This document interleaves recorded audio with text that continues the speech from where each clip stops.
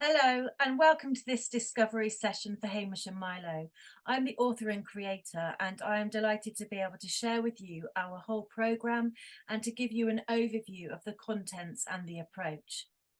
So I'm going to share my screen, and as I do that, I'm just going to explain who's Hamish and who is Milo. So this is our little cockapoochon, it's Hamish, and this is Milo, who is our little kitten. And they very much are at the centre of Hamish and Milo because we know that children really respond to animals, and animals have such a therapeutic, calming, and listening quality to them. No matter what, they are always there to support and listen, soothe, and regulate young people. And this is very much at the crux of the whole of our resource.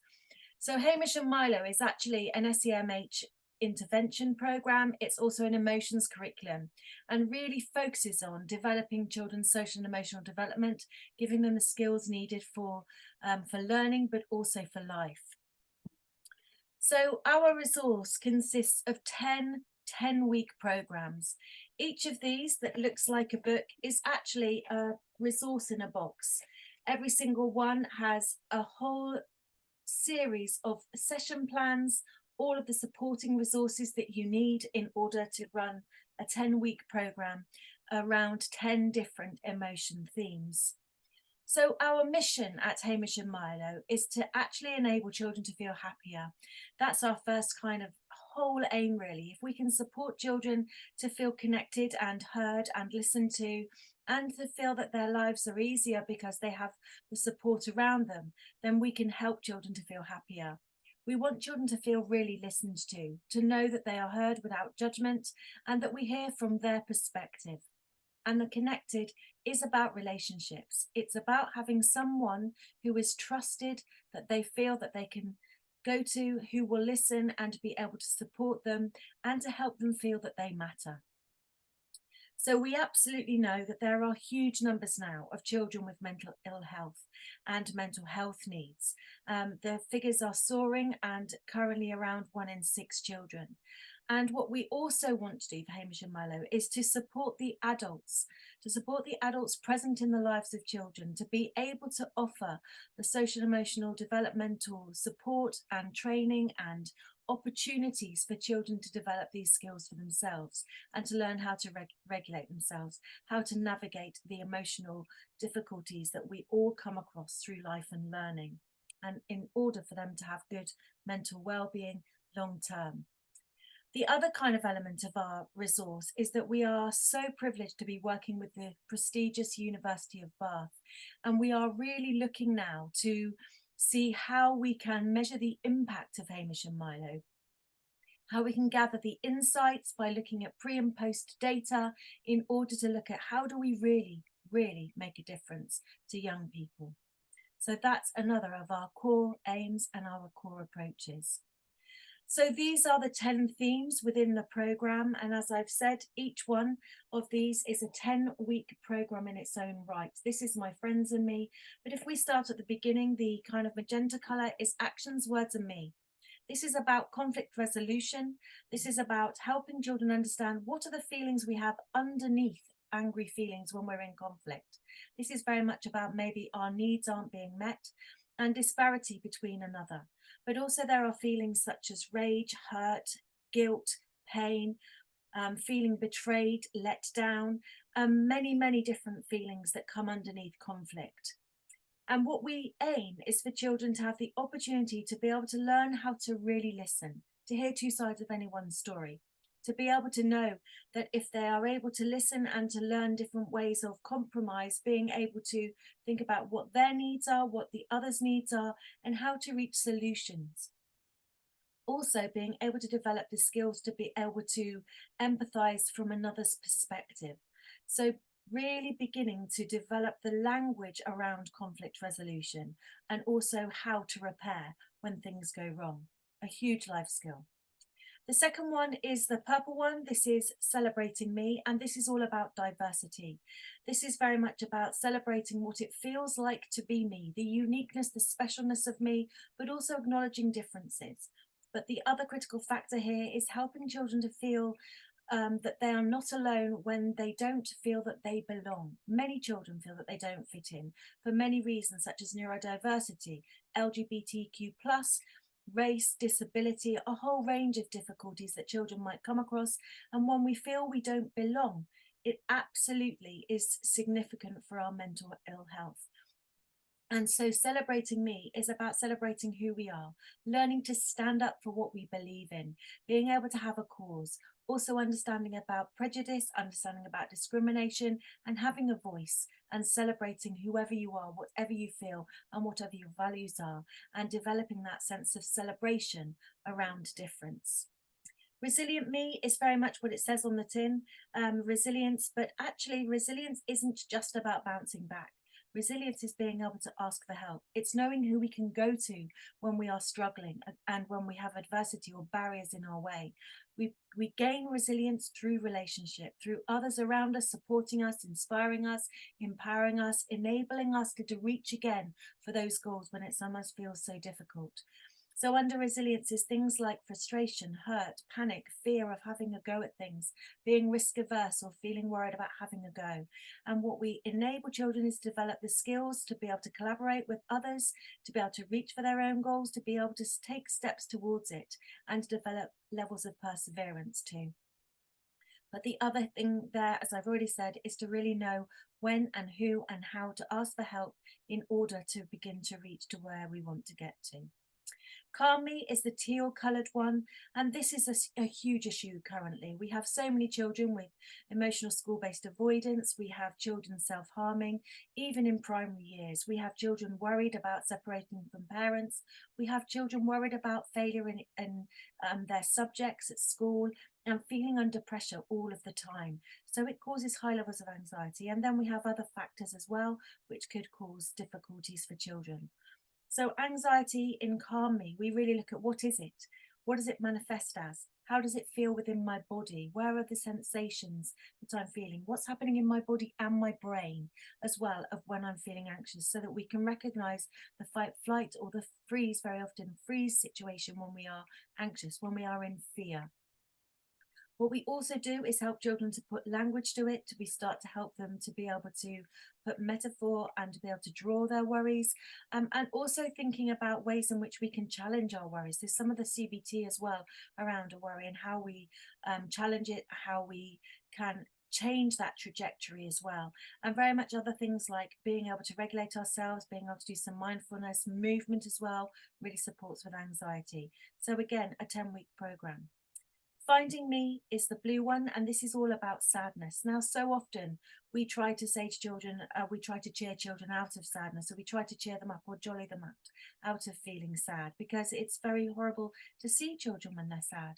Some children mask sadness. They look happy on the outside, and actually that's because they don't want to show us their feelings, because they're trying to do what they think we want to see. But finding me and giving permission to feel sad, being alongside children when they're sad, noticing and seeing and saying, I can see that you don't seem yourself today. I'm wondering if there's something you're sad about. Starting to put language to feelings is huge. And this one is a very important pack because it does give children permission to feel sad. It helps them to recognize it in others, also to know what to say. How do we respond to others? Because even us as adults sometimes find it tricky to know what to say. So this is a really powerful program. And it's really important as well that all children have the opportunity to be able to have sad feelings sometimes, and that's okay. And also to recognize that sometimes we know what we're sad about and other times we don't, because it's deep within us. But we need adults, we need people alongside us that allow us to have the feelings we're having. So New Beginnings in Me is the green one. That's about change and transition. So change and transition is so important, not just at the end of a year, a new teacher or a new class or even a new school. It's about sudden change. It's about unwanted change. It's about when things happen that we're not expecting. So it puts us into a state of uncertainty. This can trigger fear. It can trigger a real sense of anxiety around what's happening. So hopes and fears. So we really do highlight this because, the pandemic was one big change that happened so suddenly and put us all into a state of fear. And it's about learning how to accept levels of change that we can't accept, that are difficult to accept, but also to learn how to plan for change and how to move towards change. But sometimes change happens when we're least expecting it. You know, sometimes a child comes home from school and mum and dad are splitting up, and the mum and dad have known for a while, but actually it's very new to the children, and sometimes then that change happens really suddenly. Mum or dad move out there and then, because they've been building up to this, and then they move through that, and children are sometimes left in that state of flux and uncertainty and pain and fear. So we have to really help children have the language around change and what we can manage and how we can recognize the range of feelings that we feel around change and transition, and then learn ways in which we can name and talk about and receive the support to support us through that. The light green one is Memories and Me, and of course this one is Loss and Bereavement, and this one very much is about thinking all types of losses, all types of bereavement. It could be about the loss of a person, it could be the loss of a pet, it could be just not seeing someone that you've seen for a while as much as you normally would, and there's huge losses with that. There might be losses around things just being different, losing milestones, moving on to new schools and losing that sense of being young. There's a whole range of losses that we can experience that can feel worrying. But also we know that if we create memories, if we celebrate those experiences, then it enables us to move through and to come through and to hold a more positive sense of healing through loss and through bereavement. The orange one is Amazing Me. Now, Amazing Me is all about self-esteem, and I think this is a crucial program in its own right as well, being 10 weeks, and really not enough. I think all of us sometimes suffer with our self-esteem, and we get self-esteem from our earliest experiences of how others perceive us, how we perceive others perceive us, and then that starts to set in terms of a script about what we then believe about ourselves. The most important message we need is to feel that we matter, that we're lovable, that we're capable, and that we are important and that we are valued. And sadly, not all children experience that. Sometimes even as adults, we struggle with self-esteem. So how do we support children to celebrate who they are, to recognize their strengths, their inner qualities, as well as being able to support their own self-esteem, to feel proud within, not just about what others say about them? Okay, so My Friends and Me is the kind of pinky color, the one that I've just shared with you here in my hands. And this one very much, of course, is about friendship. Now, friendship is such a crucial thing that we need as a lifelong skill. We need to recognize what are healthy relationships and also what are unhealthy relationships. We need to recognize that sometimes we can have wonderful friends, and we can recognize the characteristics of friendship and trust and being able to listen and laugh and have fun. But also we need to know what to do when our friend lets us down, when our friend betrays us, or when we want to play with someone different. So we have to learn how to say, I feel, I need, and what I would like is, and being able to be honest in our communication with our friendships. We need also for children to be able to say, when you, I felt, and I need, to be able to bridge and repair ruptures that happen in friendships, because this sets us on a trajectory for long-term relationships, for intimacy, for relationships we have later on in life. So it's really important we learn these skills right at the beginning of our experience, and we need to teach these skills and have practice and be able to skills practice this. So this is a vital one, and I think many children around year 3-4 particularly really do struggle with friendship issues. The final one of the 10-week programs is Exploding Me, and this is obviously about strong emotions. It's about angry feelings. It's really important that we don't have children saying, I have anger management problems. We need children to say, you know, I have angry feelings sometimes, and actually have permission to feel those angry feelings. We need children to know and have permission to know that it's not mad and bad to be angry and to feel that pushed away, or that you are not welcome if you are angry. It's really important we say, wow, I'm wondering what's making you feel so angry. I can see you're so angry, and I'm so glad you've told me how angry you are. And let us think about this together. Let's recognize the triggers. Let's work out what's happening in my brain and my body, because very often underneath anger is fear, is worry, is anxiety. And we sometimes read it wrongly. And then children don't have enough help to be able to manage that. So we need to help them understand what's happening in my brain and body when I'm angry, or when I feel fear that pushes me into fight or flight. which is often what happens with angry feelings. We need children to understand the inner guard dog in their brain. And we talk about an inner guard dog that kind of barks when it feels under distress. And this is very important in helping children with the emotional literacy around angry feelings. And also we then need them to understand the triggers that are happening, what's happening in our body and our brain when we are triggered, and how do we notice this, the sensations, the internalization of those feelings, and then how do we expel it safely? How do we release it safely? So this is again a 10-week program. These programs do not have to be done in order. It's about looking at the groups, thinking about what are the needs of the children I have. We recommend groups of up to about 6 children, but we recognise that sometimes this is too much and some children need this work one-to-one.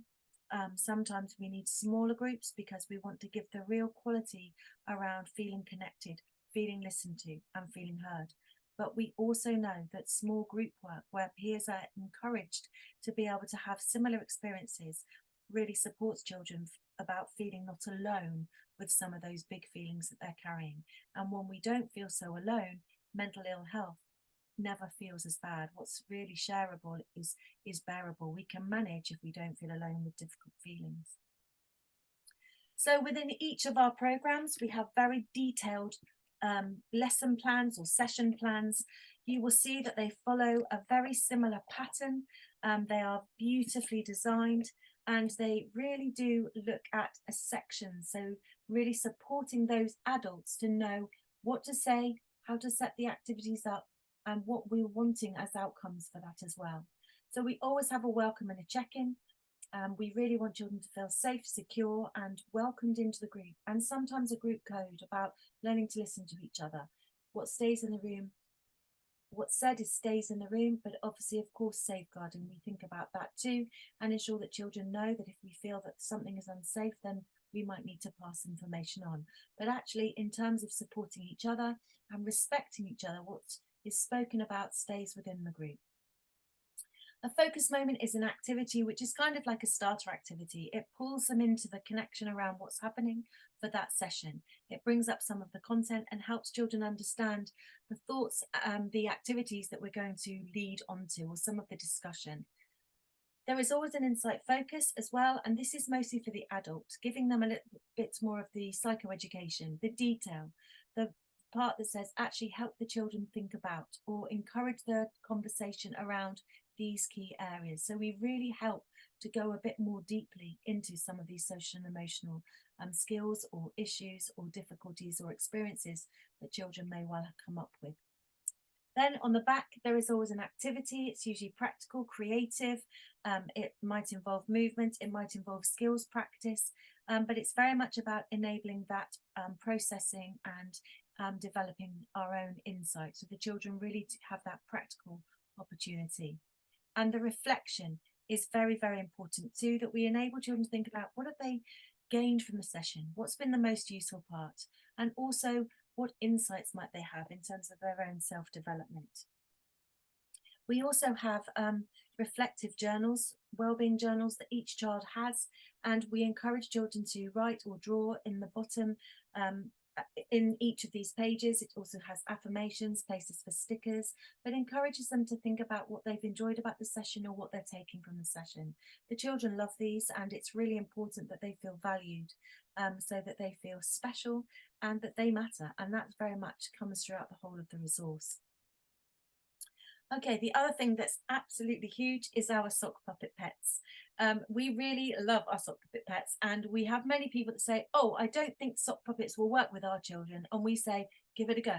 That might be the case, but actually what we tend to find is that most children absolutely love it. Even those year 6 children that you think, oh, they won't get anything from it. But actually they're the ones that come in, try and find their sock puppets each time.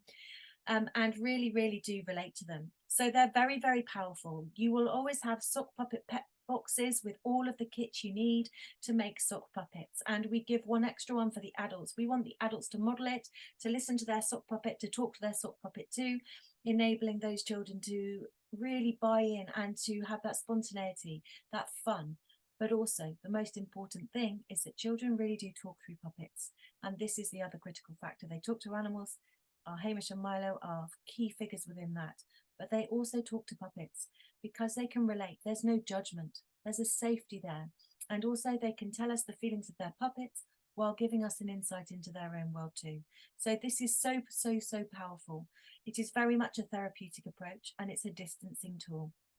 So in the sock puppet kits, you have all of the eyes, the googly eyes, you have pipe cleaners, you have the actual socks, felt, glue that works, and ribbons, and a whole range of things that really do enable those children to have a creative and fun time creating their own sock puppets. And they really are intrinsic to the resource. And you know the quote there that says children are verbalizing things they would have never verbalized before. We're hearing this more and more. There's a real magic to the sock puppets and the sock puppet pets. Okay, so the next key element is that we want to really encourage parents to be aware, to be involved, to be in partnership with us as we're working with children. So within every theme, there are specific parent leaflets that relate to the specific resource that a child is involved in the particular intervention. So these really are about raising awareness for parents, but also sharing some of the language in a way that's non-condescending, not judgmental. We know parents are the experts of their children, and we want to bring them in and celebrate that too. We want to work alongside, but sometimes they say, tell me more about it. What are the children doing? So we've given them what is happening each week and what they might like to do or say to support their children to deliver it. So these are really huge in terms of keeping that communication going and sharing ideas, observations, and really developing that open communication. So I think now just coming on to the University of Bath research project, and this is very, very exciting. We use wellbeing profiles as well, and this is a key part of our resource. I'm just going to jump on and actually show you our wellbeing profiles. I don't know if you can see that well enough. I know you can't read the content, but really they are checklists which really look at some of the presenting behaviours that children might show if they are struggling with some of these areas, and also what the protective factors are, what things are the indicators that children have support around them. So this is very much about really looking at the pre and post impact. How is a child presenting prior to the intervention, and what difference has it made? How are children starting to develop, use and learn those skills, and even apply them back in their classroom situations? So our impact measure tools are huge, and they're very much part of a graduated response, part of helping to signpost on afterwards sometimes, or to say, actually, we can refer children onto another program, or actually they've gathered so much from this that they can actually have that break away from further intervention for a while. So it's very, very much specific to each individual child. So with the University of Bath, what we are doing is really collating information. Oops, I've jumped ahead of myself.